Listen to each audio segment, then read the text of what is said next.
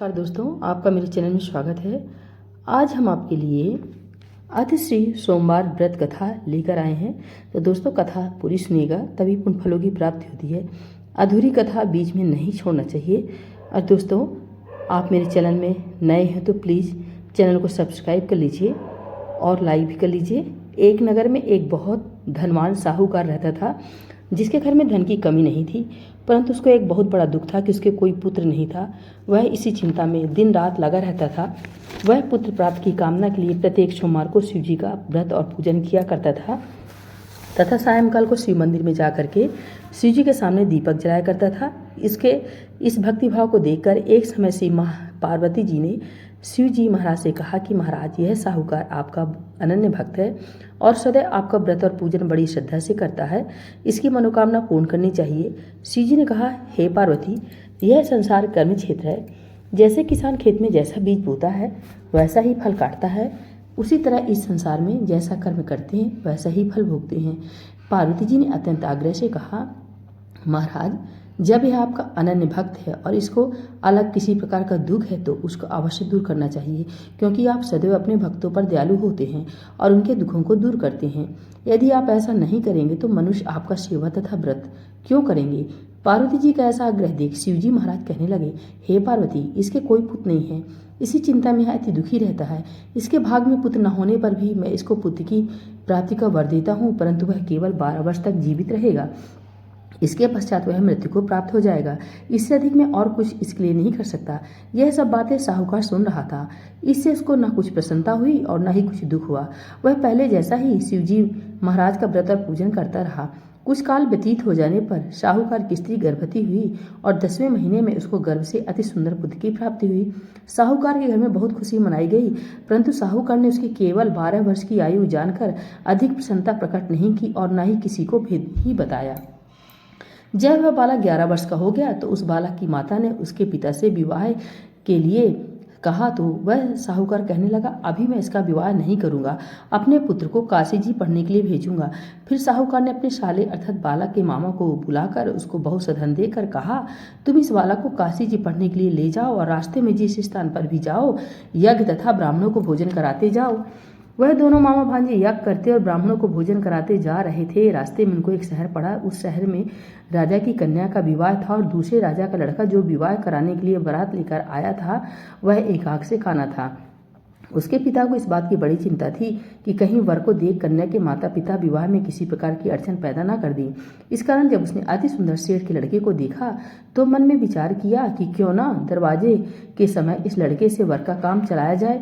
ऐसा विचार कर वर के पिता ने उस लड़के और मामा से बात की तो वे राजी हो गए। फिर उस लड़के को वर के कपड़े पहना तथा घोड़ी पर चढ़ा दरवाजे पर ले गए और सब कार्य प्रसन्नता से पूर्ण हो गया। फिर वर के पिता ने सोचा कि यदि विवाह कार्य भी इसी लड़के से करा लिया जाए तो क्या बुराई है। ऐसा विचार करके लड़के और उसके मामा ने कहा, यदि आप फेरों का और कन्यादान के काम को भी करा दें तो आपकी बड़ी कृपा होगी और मैं इसके बदले में आपको बहुत कुछ धन दूंगा। तो उन्होंने स्वीकार कर लिया और विवाह कार्य भी बहुत अच्छी तरह से संपन्न हो गया।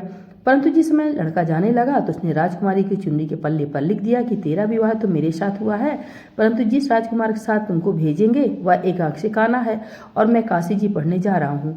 लड़के के जाने के पश्चात उस राजकुमारी ने जब अपनी चुन्नी पर ऐसा लिखा हुआ पाया तो उसने राजकुमार के साथ जाने से मना कर दिया और कहा कि यह मेरा पति नहीं है, मेरा विवाह इसके साथ नहीं हुआ है, वह तो काशी जी पढ़ने गया है। राजकुमारी के माता पिता ने अपनी कन्या को विदा नहीं किया और बारात वापस चली गई।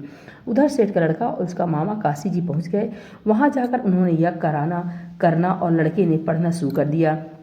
जब लड़के ने अपने मामा से कहा, मामा जी आज मेरी तबीयत कुछ ठीक नहीं है, मामा ने कहा, अंदर जाकर सो जाओ। लड़का अंदर जाकर सो गया और थोड़ी देर में उसके प्राण निकल गए। जब उसके मामा ने आकर देखा तो वह मुर्दा पड़ा है तो उसको बड़ा दुख हुआ और उसने सोचा कि अगर मैं अभी रोना पीटना मचा दूंगा तो यज्ञ का कार्य अधूरा रह जाएगा।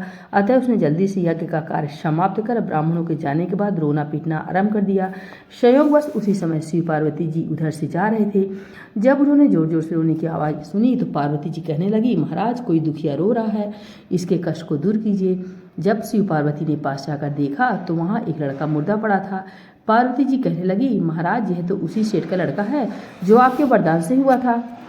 शिव जी कहने लगे, हे पार्वती, इसकी आयु इतनी ही थी, यह भोग चुका। तब पार्वती जी ने कहा, हे महाराज, इस बालक को और आयु दो, नहीं तो इसके माता पिता तड़प तड़प कर मर जाएंगे। पार्वती जी के बार बार आग्रह करने पर शिव जी ने उसको जीवन वरदान दिया और शिव जी महाराज की कृपा से लड़का जीवित हो गया। शिव जी और पार्वती जी कैलाश पर्वत को चले गए। तब वह लड़का और मामा उसी प्रकार यज्ञ करते तथा ब्राह्मणों को भोजन कराते अपने घर की ओर चल पड़े। रास्ते में उसी शहर में आए जहाँ उसका विवाह हुआ था। वहाँ पर आकर उन्होंने यज्ञ आरंभ कर दिया तो उस लड़के के ससुर ने उसको पहचान लिया और अपने महल में ले जाकर उसकी बड़ी खातिर की। साथ ही बहुत से दास दासियों सहित आदरपूर्वक लड़की और जमाई को विदा किया। जब वे अपने शहर के निकट आए तो मामा ने कहा कि मैं पहले तुम्हारे घर जाकर खबर कराता हूँ। जब उस लड़के का मामा घर पहुंचा तो लड़के के माता पिता घर की छत पर बैठे थे और यह प्रण कर रखा था कि यदि हमारा पुत्र सकुशल लौट आया तो हम राजी खुशी नीचे आ जाएंगे, नहीं तो छत से गिरकर अपने प्राण खो देंगे। इतने में उस लड़के के मामा ने आकर यह समाचार दिया कि आपका पुत्र आ गया है, तो उनको विश्वास नहीं आया। तब उसके मामा ने शपथपूर्वक कहा कि आपका पुत्र अपनी स्त्री के साथ बहुत सारा धन साथ लेकर आया है। तो सेठ ने आनंद के साथ उसका स्वागत किया और वे बड़ी प्रसन्नतापूर्वक रहने लगे। इस प्रकार जो कोई भी सोमवार के व्रत को धारण करता है अथवा इस कथा को पढ़ता या सुनता है, उसकी समस्त मनोकामनाएं पूर्ण होती हैं। बोलिए भोलेनाथ भगवान की जय, माता गौरी की जय।